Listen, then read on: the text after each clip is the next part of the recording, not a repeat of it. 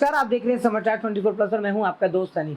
आज एक ऐसी महिला शख्सियत से आप लोगों को मिलवाएंगे, अगर उन्होंने अपने मन में ठान लिया और वो करके दिखाना, इस महिला सबसे बड़ी एग्जाम्पल है। मैं बात कर रहा हूं रितु टंडन जी की, जिनको कौन नहीं जानता। 25 साल कॉर्पोरेट में जॉब करने के बाद अगर किसी ने सोचा कि मैं अपने प्रोफेशन और पैशन को अगर एक कर दूं तो मैं अपने जीवन में बहुत कुछ कर सकती हूं। मैरिड लाइफ के साथ साथ अगर देखा जाए तो मोटिवेशनल स्पीकर बनने का मौका हर किसी को नहीं मिलता, लेकिन रितु टंडन जी ने ये सोचा, निर्णय लिया और आज वो उस शख्सियत पे और उस रास्ते पे कायम है। आज रितु टंडन जी किसी मोटिवेशनल स्पीकर से कम नहीं है, वो दूसरों को टिप्स देती हैं। तभी उन्होंने एक किताब भी लिख डाली, 21 कीज, वाकई में ही कि 21 चाबियां आपकी लाइफ की, किस तरीके से आपकी लाइफ के अंदर 21 चाबियां घूम सकती हैं। 21 कौन कौन से वो टॉपिक है, मैं बात करूंगा रितु टंडन जी से आज चैनल पे। किस तरीके से उन्होंने ये सोचा कि लाइफ के अंदर 21 चीज़ें आपके अंदर चेंज हो सकती हैं। लगातार अगर आप उस पर काम करें, मोटिवेशन के ऊपर काम करें, तो बहुत चीज़ें आप लोगों की बदल सकती हैं।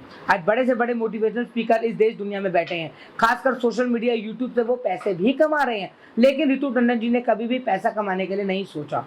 मोटिवेशन की अगर बात करें, वो खुद तो मोटिवेट हुई भी, अपनी जॉब को छोड़ा 25 साल नौकरी करने के बाद, जॉब में पूरी 25 साल आधी लाइफ जिसे हम कहते हैं, आधी लाइफ दी, लेकिन उसके बाद अगर आज वो रितु टंडन जी हैं तो एक जानी मानी मोटिवेशनल स्पीकर हैं। रितु जी, बहुत बहुत स्वागत। Thank you for inviting me, it's a pleasure. जैसे कि हमने बताया और हमने जितना रिसर्च किया है अपने चैनल के माध्यम से, बैकएंड टीम के माध्यम से, 25 वर्ष जॉब करने के बाद जॉब को छोड़ देना और वो चीज़ जो आपकी प्रोफेशन थी उसको अपना पैशन बनाना, कैसे सोचा मैम? बहुत मेहनत लगी होगी।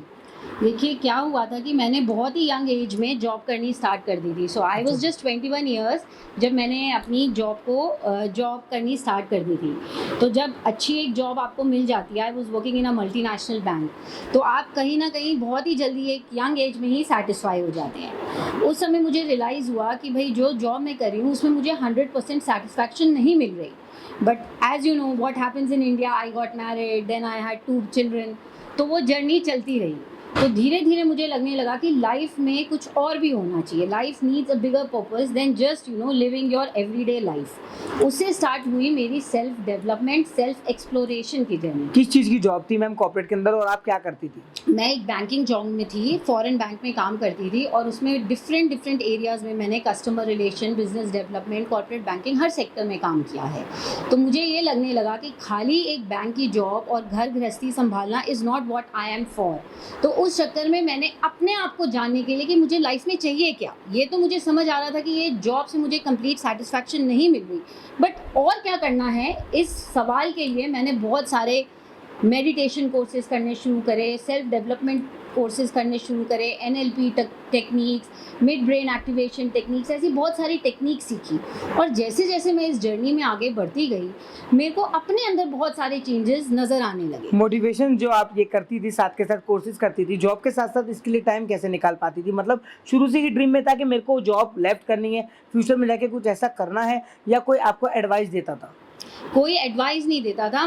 Necessity is the mother of invention. जब आपको खुद महसूस होता है कि आप पूरी तरह से अपने पोटेंशियल को रियलाइज़ नहीं कर रहे, कहीं ना कहीं आप में कुछ बचा है जो एक्सप्लोर होना चाहता है, तो आप डिफरेंट मीडियम्स में उसको ढूंढने की कोशिश करते हैं। तो ये सारी जर्नी मेरी स्टार्ट हुई by reading lots of books. मैंने बहुत सारी स्पिरिचुअल बुक्स पहले पढ़ी, वो सारे अनआंसर्ड क्वेश्चंस को जानने के लिए। उसके बाद मैंने बहुत सारे कोर्सेज करने शुरू करे।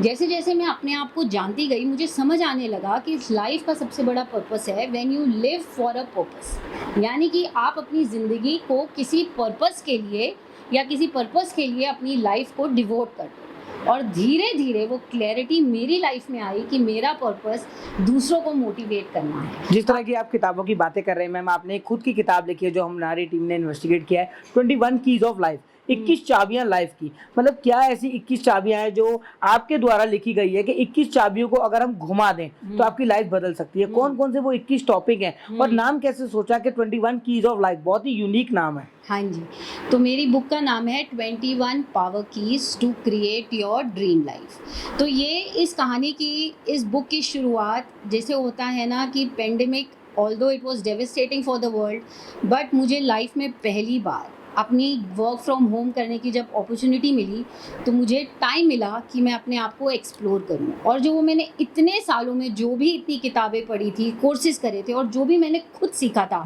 अपनी लाइफ में खुद इम्प्लीमेंट किया था और अपने आप को बहुत हद तक बदला था, वो सारी चीज़ें जान के मैंने उस सारी नॉलेज को इस बुक में डालने की कोशिश करी। और क्योंकि मैं जानती हूँ कि आज का यूथ सिर्फ लेक्चर सुन के किसी बात को बिलीव नहीं करता, तो इस बुक में मैंने एक बहुत ही इंटरेस्टिंग स्टोरी बनाई, ताकि स्टोरी के साथ साथ सारी टीचिंग्स और सारी पावरफुल कीज़ और हैबिट्स भी मैं अपने व्यूअर्स के साथ शेयर कर सकूं।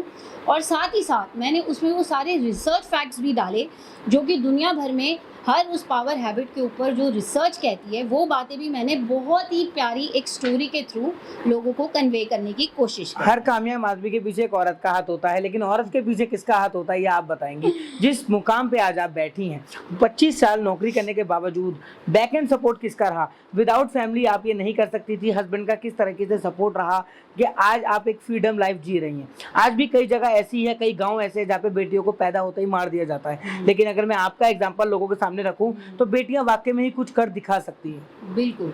तो सबसे पहले तो मैं थैंक्स करूंगी कि अपने पेरेंट्स और अपनी अपब्रिंगिंग का, क्योंकि उन्होंने मुझे कभी भी किसी चीज़ के लिए दबाया नहीं। उन्होंने मुझे पूरी छूट दी कि मैं अपनी तरह से अपनी ज़िंदगी को जी सकूं। यहाँ तक कि जो मेरी मैरिज भी लव मैरिज थी, तो उन्होंने उसमें भी मेरा साथ दिया।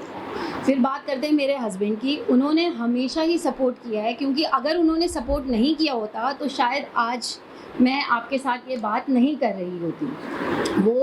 उन्होंने मुझे हमेशा फ्रीडम दी कि मैं जो भी प्रोफेशन तो मैं कर ही रही थी, अपना जॉब कर ही रही थी, उसके साथ जो भी मेरे को सैटरडे संडे टाइम मिलता था या कभी ऑफिस से छुट्टी लेकर के मैं किसी कोर्स के लिए जाना चाहती थी, तो उन्होंने कभी भी उसके लिए मना नहीं कहा। और कभी अगर उनको थोड़ा एक्स्ट्रा करना पड़ता था कि बच्चों को स्कूल से लाना या छोड़ना, कभी उन दिनों जिन दिन मैं बिज़ी होती थी, तो उन्होंने उसमें भी पूरा साथ दिया। किस तरह की मैम मोटिवेशन, आप स्पीकर तो हैं और मोटिवेशन लोगों को करती हैं, लेकिन आजकल जो बहुत ही अहम टॉपिक चल रहा है वो चल रहा है डिप्रेशन का। बच्चे सुसाइड कर लेते हैं, डिप्रेशन के कारण बहुत ज़्यादा सुसाइड केस खासकर दिल्ली में तो बढ़ रहे हैं। तो मैं तो यही कहूँगी कि जब तक आपको ये नहीं मालूम कि लाइफ इतनी खूबसूरत है, इतना कुछ है ज़िंदगी में करने के लिए, अगर आप अपनी ज़िंदगी में प्रेजेंट में किसी भी चीज़ से ना खुश है, इसका मतलब ये नहीं है कि आपकी पूरी ज़िंदगी वैसे ही रहने वाली है। अगर इस समय आपका लाइफ का ये फेज़ चल रहा है कि आप अपनी लव रिलेशनशिप में या अपनी स्टडी रिलेशनशिप में या प्रोफेशनल लाइफ में सक्सेसफुल नहीं है, इसका ये मतलब नहीं है कि लाइफ लॉन्ग ये रहेगा। आप अपने अंदर सेल्फ कॉन्फिडेंस लाइए, आप अपने अंदर एक सपोर्ट लाइए, क्योंकि आज की डेट में कोई भी स्किल ऐसी नहीं है जो आप ना सीख सकें। सिर्फ एक इच्छा की ज़रूरत है कि मुझे अपने आप को बदलना है, तो आप किसी भी सिचुएशन को, किसी भी प्रॉब्लम को सॉल्व कर सकते हैं, फेस कर सकते हैं। जैसे मैम इम्पॉसिबल का अगर मैं पार्ट करूँ तो आई एम पॉसिबल बनता है, क्योंकि बहुत सारे लोग सोचते हैं कि ये काम इम्पॉसिबल है, ये काम नहीं हो सकता, लेकिन मैं जो सोचता हूँ कि I am possible, I can do it, हम ये मेहनत करें तो ये कर सकते हैं। पैसे के पीछे मैम आजकल बहुत लोग बांटते हैं, हर जगह पैसा पैसा। अब कुछ लोग ये भी होते हैं कि हम पैसा नहीं कमा पा रहे हैं तो हम कैसे कमाएं, तो पैसों के पीछे क्यों भागना? इस पे मैं आपको यही कहूँगी कि अगर आपकी अपब्रिंगिंग, आपकी वैल्यूज़, आपके एथिक्स ठीक हैं, अगर आपको बचपन से ये सिखाया गया है कि जीवन के लिए भोग भी ज़रूरी है और मोक्ष भी ज़रूरी है, तो आप अपनी आउटर जर्नी और अपनी इनर जर्नी दोनों पे काम करेंगे। यानी कि आप आउटवर्ड सक्सेस के पीछे भी भागेंगे और साथ ही साथ आप इनवर्ड पीस के लिए भी भागेंगे। तो जब आप इन दोनों के ऊपर साइमल्टेनियसली काम करेंगे, तो सिर्फ आप एक मटेरियलिस्टिक सक्सेस को परस्यू नहीं करेंगे, बल्कि आप एक होलिस्टिक सक्सेस को परस्यू करेंगे। दैट इज कि आप पैसा भी कमाना चाहेंगे, पर उस पैसे को भी अच्छी तरह यूटिलाइज करेंगे, दूसरों के भले के लिए काम करना चाहेंगे, और साथ ही साथ आप अपने अंदर की शांति, अपने अंदर की पीस, हार्मनी को भी बढ़ाएंगे, जिससे कि आप अपने आसपास भी लोगों के साथ प्रेम के साथ रह सके और सोसाइटी में एक इक्विलिब्रियम और पीस ला सके। लव मैरिज कितनी सक्सेसफुल होती है मैम? बहुत लोगों की नहीं चल पाती, बहुत डिवोर्स केसेस आ जाते हैं, लेकिन किस तरीके से लव मैरिज के ऊपर मोटिवेट करेंगे लोगों को? लव मैरिज, क्योंकि लोग लव तो कर लेते हैं, लेकिन जब वो अपने घर में बताते हैं तो घर वाले उनको सपोर्ट नहीं करते, फिर वो डिप्रेशन में आ जाते हैं, फिर अगेन वो राउंड ऑफ द अर्थ अगर ग्लोब के अराउंड घूमकर वो सुसाइड केस बन जाता है। देखिए, हर चीज़ को सक्सेसफुल बनाने के लिए मेहनत जाती है। तो अगर कोई भी दो लोग लव रिलेशनशिप में पड़े हैं, तो ज़रूरी नहीं है वो लव हमेशा वैसे ही रहेगा। लव शुरू में एक बहुत सॉलिड अट्रैक्शन होती है, बट ग्रेजुअली वो एक relationship of understanding, respect, and कहीं ना कहीं कॉम्प्रोमाइज़ हो जाता है। तो कहीं ना कहीं आपको समझना है कि आपका पार्टनर लाइफ की किस स्टेज में है। जहाँ उसको आपके सपोर्ट की ज़रूरत है वहाँ आप उसको सपोर्ट कीजिए, और जहाँ आपको सपोर्ट की ज़रूरत है उन्हें आपको सपोर्ट करना है। तो life has to go in a balance. तो लव मैरिज हो चाहे अरेंज मैरिज हो, ये तभी चलती है जब दोनों एक दूसरे को इक्वल समझें और दोनों एक दूसरे को लाइफ की हर एरिया में सपोर्ट करें। चाहे वो एक हाउसवाइफ हो, उसको घर के मैटर्स में अपने हस्बैंड का सपोर्ट चाहिए, चाहे एक हस्बैंड है उसको सिर्फ अपनी वाइफ से घर आने के बाद एक अंडरस्टैंडिंग चाहिए और एक लविंग रिलेशनशिप चाहिए। तो अगर ये दोनों समझें कि उन दोनों का इक्वल हाथ है अपनी लाइफ को सक्सेसफुल बनाने में, तो वो रिलेशनशिप ज़रूर चले। कोविड लॉकडाउन में मैम बहुत लोगों ने अपनों को खोया। First wave, second wave, 2 wave निकल गई जिन बहुत लोगों की डेथ हुई। उस टाइम घर पे जब आप रहती थी, आप भी माँ हैं, आपके 2 बच्चे हैं, तो किस तरीके से आप लोगों ने बच्चों के साथ इन्वॉल्व किया? बहुत ज़्यादा और अटैच हुए, हस्बैंड्स को और समझा होगा, बिकॉज घर पे लोगों ने इस दौरान बहुत लोगों ने अपनों को खोया भी है और अपनों को बहुत समझा भी है। तो उस आप कह रहे हैं आपने बुक लिखी है, बल्कि मैं मानता हूं कि लोग आजकल बुक कम पढ़ते हैं, रीडिंग कम हो गई है, सोशल मीडिया, डिजिटल मीडिया बहुत ज़्यादा आगे बढ़ गया है। बिकॉज अभी आप देखेंगे आपका डेली रूटीन अलग है, बट कोविड के दौरान अलग था। बिल्कुल। तो मैं आपको सबसे पहले तो यही बात बताना चाहूँगी कि जो मेरी डॉटर, टीनेजर डॉटर है, जब उसने कोविड के समय मेरे साथ समय बिताया तो उसको इस बात का रियलाइज़ हुआ कि मम्मा आप तो टोटली डिफरेंट हो। पहले उन्होंने शायद मेरा वो सेल्फ डिसिप्लिन वाला पार्ट देखा या प्रोफेशनल मदर का पार्ट देखा, अब उन्होंने वो मेरी फ़न साइड भी देखी, और उन्होंने ये भी देखा कि हम लोग इकट्ठे बैठते थे, हम लोग इकट्ठे शाम को ताश खेलते थे, हम लोग इकट्ठे कभी कुकिंग करते थे, अगर मैं झाड़ू लगा रही हूँ तो वो वाइपर लेके पोछा भी लगा रही थी। So it was a perfect time for bonding, it was a perfect time for exploring each other and understanding कि भाई there is much beyond this person just being my mother. तो उन्होंने मुझे एक फ्रेंड, उन्होंने मुझे एक घर का सपोर्टर, फिर जैसे कि मैं एक प्रोफेशनल जॉब में थी तो मैं इतनी कुकिंग भी नहीं करती थी, तो उन्होंने मेरे हाथ की बनी हुई चीज़ें खाई, तो उनको लगा कि हाँ मम्मा आप ठीक ठाक खाना भी बना लेते हो। तो उससे बहुत सारी ऐसी चीज़ें हमारी लाइफ में आई जो चीज़ें हमें भी अपने बारे में नहीं पता थी और शायद हमें अपने बच्चों के बारे में नहीं पता थी। तो वो सारा टाइम हम सबको मिला एक दूसरे के साथ स्पेंड करने का, एक दूसरे को समझने का, आपस की हमारी अंडरस्टैंडिंग मच बेटर हुई।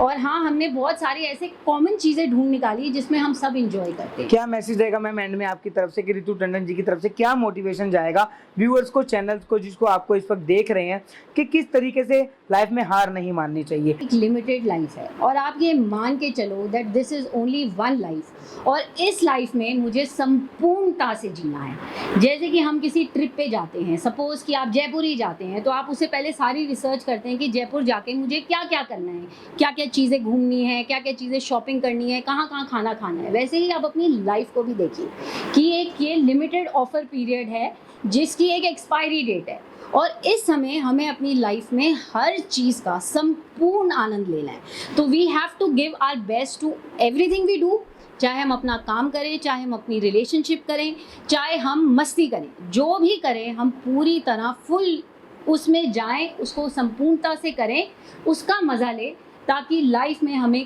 कभी भी किसी चीज़ का रिग्रेट ना हो। यही मैसेज होगा, live life to the fullest and enjoy every bit of